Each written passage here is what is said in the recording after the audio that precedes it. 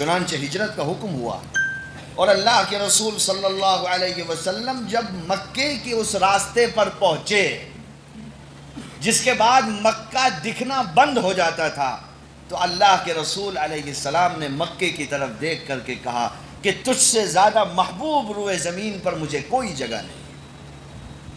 مکے کی مٹی میں پلا بڑا ہوں، کھیلا کودا ہوں، میری زمین اور جائیداد ہے، باپ دادا کی زمین خاندان ہے، اور مجھے بغیر کسی وجہ کے اللہ کے نام کی تبلیغ کی بنیاد پر یہاں سے نکال دیا گیا ہے۔ اللہ کے رسول آپ دیدہ ہو گئے، اللہ نے جبریل امین کو قرآن کی آیت لے کر کے بھیجا اور فرمایا کہ نبی کو سناؤ کہ ان الذی فرض علیک القرآن لرادک الی معاد، اے نبی جس ذات نے آپ کے اوپر قرآن جیسی عظیم کتاب نازل کی ہے، وہ ذات آپ سے یہ وعدہ کرتی ہے کہ ہم آپ کو واپس مکے آن بان شان کے ساتھ لائیں گے۔ ٹھیک ہے، 13 سال اس دردناک دور میں آپ تصور کرو کہ اس نبی نے گزارے جن کو کمپلیٹ پاور تھی، ایسی ویسی پاور نہیں تھی، ایسی پاور تو کسی نبی کو تھی ہی نہیں، اللہ کے رسول صلی اللہ علیہ وسلم کو تھی۔ ہجرت فرمائی۔ اب یہاں پر ایک بات اور سنو، پھر ہم آتے ہیں ریاست مدینہ پر، دنیا کی سب سے پہلی سوشل ویلفیئر اسٹیٹ۔ ایک بیچ میں ایک واقعہ رونما ہوا حضرت عمر رضی اللہ تعالی عنہ کی دور خلافت میں۔ صحابہ کا ایک گروپ آیا کہ صاحب ہمارے پاس کوئی تاریخ نہیں ہے، ہماری اسلام مسلمانوں کی کوئی ایک تاریخ کا تعین ہونا چاہیے۔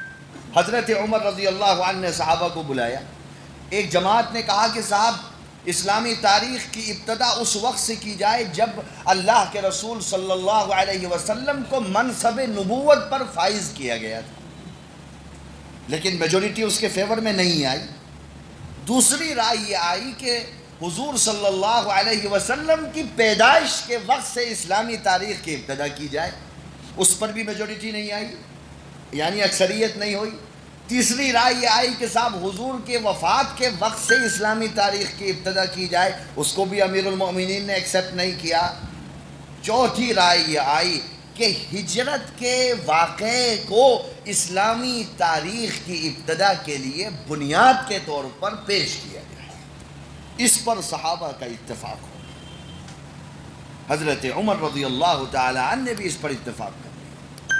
کیوں کہ جب اسلامی تاریخ کا پہلا مہینہ ہو تو لوگ صرف واٹس ایپ نہیں کریں کہ ہیپی نیو ایئر، بلکہ اس مکے کے مظالم کو، تشدد کو، کرٹیسزم کو اور ان جرائم کا استحضار کریں جس کے نتیجے میں جناب رسول اللہ صلی اللہ علیہ وسلم کو اپنا علاقہ چھوڑنا پڑا، لیکن اس جماعت نے نبی کے ساتھ جو جماعت تھی اس نے مذہب کی بنیادوں پر کسی بھی طاقت سے کوئی سمجھوتا نہیں کیا۔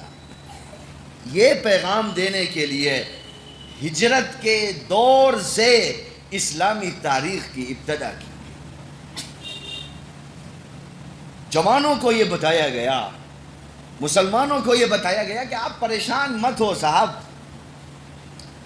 یہ زمین بھی اللہ کی ہے یا آسمان بھی اللہ کا ہے، اللہ قادر مطلق ہے، اور چونکہ ہمیں ہر دور کے انسانوں کے لیے یہ آیت ہم نے نازل کی تھی، لَقَدْ كَانَ لَكُمْ فِي رَسُولِ اللَّهِ أُسْوَةٌ حَسَنَةٌ، اللہ کے رسول کی زندگی کے علاوہ کسی اور کی زندگی میں تمہارے لیے اسوہ حسنہ نہیں ہے۔ جس ملک میں رہتے ہو اللہ کے رسول کو پکڑ لو، جن حالات میں جیتے ہو ان حالات میں پکڑ لو، ڈائریکٹ جنت تک پہنچو گے۔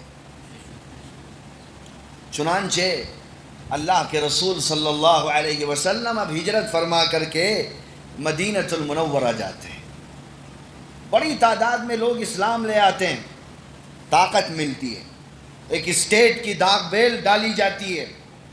اب دنیا کو بتاؤ ہیومن رائٹس کیا ہوتے ہیں، فریڈم آف اسپیچ کیا ہوتا ہے، فریڈم آف ریلیجن کیا ہوتا ہے، فریڈم آف ایکسپریشن کیا ہوتا ہے۔ اب بتاؤ دنیا کو، کانسٹیٹیوشن کے پریامبل کو پڑھو، اگر یہ فریڈم آف اسپیچ کی بات کرتے ہیں، رائٹ ٹو ایجوکیشن کی بات کرتے ہیں، فریڈم آف ریلیجن کی بات کرتے ہیں، دنیا کے جتنے بھی کانسٹیٹیوشن ہیں سب کو پڑھو اور پھر ریاست مدینہ کے اس نظام کو دیکھو اور تقابل کرو کہ آپ کے نبی کہاں کھڑے ہیں اور دنیائی تاریخ کا کانسٹیٹیوشن بنانے والے لوگ کہاں کھڑے ہیں۔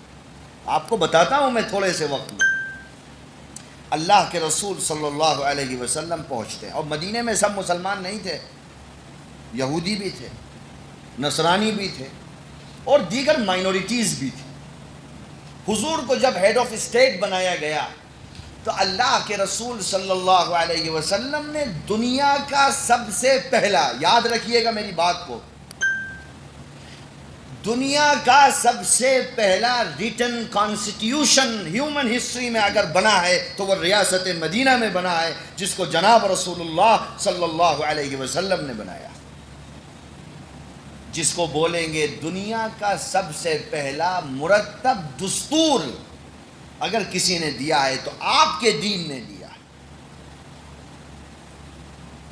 وہ تو پیغمبر تھے، 53 آرٹیکل ہیں میثاق مدینہ کے، جو پیکٹ ہوا تھا یہود کے ساتھ میں مسلمانوں کا، 53 آرٹیکل ہیں اس میں، اور پڑھو اس کو اور دنیا کے تمام مانو ادھیکاروں پر کام کرنے والے لوگوں کو بتاؤ اسلام یہ ہے۔ تم نے جو اسلام کا نیریٹو سیٹ کیا ہے وہ جھوٹ، بربادی، بہتان کے علاوہ کچھ بھی نہیں ہے۔ فرمایا گیا فریڈم آف ریلیجن ہوگا، تلوار کے زور پر، گن پوائنٹ پر کسی کو اسلام کے لیے مجبور نہیں کیا جائے گا۔ فرمایا گیا قرآن میں لا اکراہ فی الدین قد تبین الرشد من الغی، دین میں مجبوری نہیں ہے۔ آج آپ نے دیکھا ہوگا کہ صاحب وہ داعش والے آ گئے، فلاں والے آ گئے، ان کی ویڈیوز جاری ہوتی ہیں، تلوار کسی کی گردن پہ رہتی ہے، صاحب کلمہ پڑھو۔ کون سا اسلام ہے؟ جھوٹ، پروپیگنڈا ہے، یہ تو یہی لوگ کرتے ہیں، آپ کا اور ہمارا لیبل لگا دیتے ہیں۔ اسلام وہ ہے جو رسول اللہ نے پیش کیا، اس کے علاوہ کسی اور کے کسی عمل کو اسلام سے تعبیر نہیں کیا جا سکتا۔ کہا صاحب مذہبی آزادی ہوگی، ہم مجبور نہیں کریں گے، دعوت سب کو دیں گے، بالکل نہیں مجبور کریں گے۔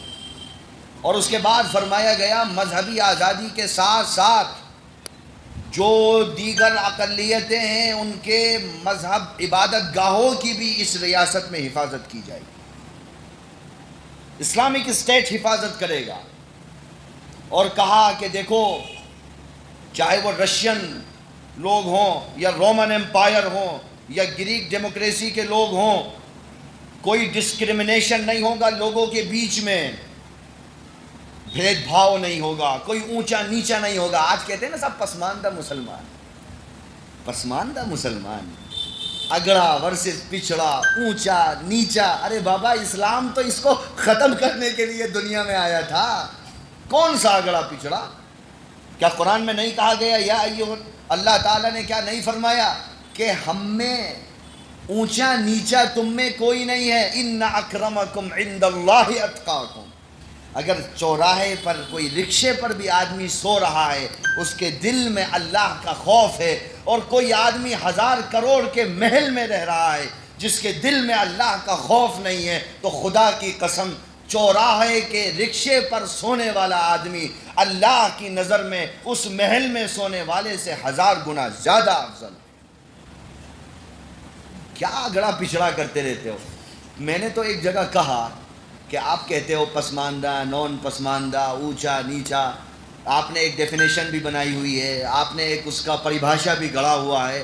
آپ مسلمانوں کی مسجدوں کا ذرا سا جائزہ لے لو تو آپ کو میجورٹی آف امام تو پسماندہ ہی ملیں گے۔ آپ نے جو نیریٹو سیٹ کیا، اسلام نے تو کہا، حضور نے اپنی بیٹی سے کہا، اپنی اہلیہ سے کہا، اپنے چچا سے کہا، یا فاطمہ انقذی نفسک عن النار فانی لا اغنی عنک من اللہ شیئا۔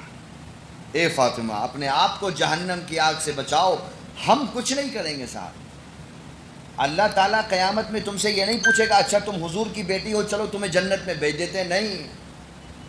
دیکھا نہیں حضرت نوح علیہ السلام کو جب عذاب الہی کا وقت آیا تو نبی ہے 950 سال اس روئے زمین پر اللہ کے دین کی تبلیغ کی ہے، کہنے لگے اے اللہ یہ تو میرا بیٹا ہے، ان ابنی من اہلی وان وعدک الحق وانت احکم الحاکمین۔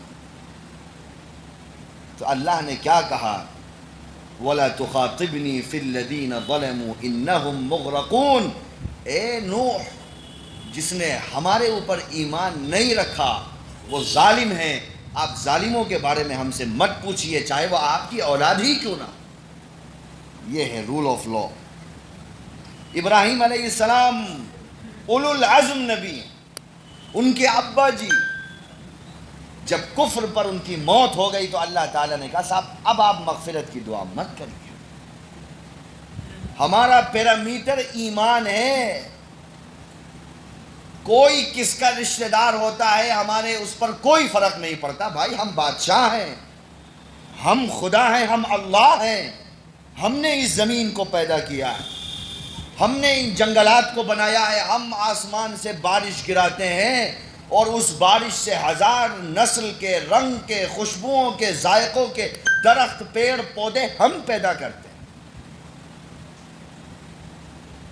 آپ ہماری مخالفت کرو گے اور آپ کو کسی پریوار کا حصہ ہونے کی بنیاد پر ہم چھوڑ دیں گے، ایسا نہیں ہونے والا ہے۔ تو فریڈم آف ریلیجن کے ساتھ کہا گیا کہ صاحب ڈسکریمنیشن نہیں ہوگا in the name of language, in the name of caste, in the name of religion, مذہب کی بنیاد پر بھی کوئی ڈسکریمنیشن نہیں ہوگا۔ یہ ریاست مدینہ کا دوسرا اصول ہے۔ سب کو سمان ادھیکار ہوں گے، یہ نہیں ہے کہ مسلمانوں کو کچھ وشیش پراودھانوں کے انترگت کچھ وشیشادھیکار ہوں گے، نہیں، اور برادری کے نام پر کسی کو اونچا نہیں کیا جائے گا۔ صاحب بلال حبشی کو اسلام نے جو مقام دیا کوئی تصور نہیں کر سکتا۔ اذان بلال حبشی سے دلوائی گئی، لوگ دیکھتے رہ گئے کہ صاحب ان کا تو پتہ ہی نہیں ان کے ابا کون تھے، ان کی برادری کون تھی، ان کا قبیلہ کون تھا، کیا تھا، پتہ ہی نہیں کسی کو۔ سلمان فارسی کے بارے میں کیا ہوا؟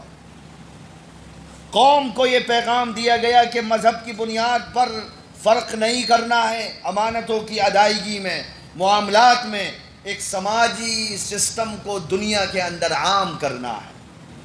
اس طرح نہیں جینا ہے کہ پتہ ہی نہیں چلے پڑوسی کون ہے، اوپر کون ہے، نیچے کون ہے۔ سب کو مسجد میں بلایا گیا، چلو ایک صف میں کھڑے ہو، کندھے سے کندھا ملا کر کے کھڑے ہو، بیچ کا فصل ختم کرو، ایک امام کی تقلید کرو، چونکہ تم ایک امت ہو، تمہاری پہچان امت سے ہے، تمہاری پہچان برادری کے سے نہیں ہے۔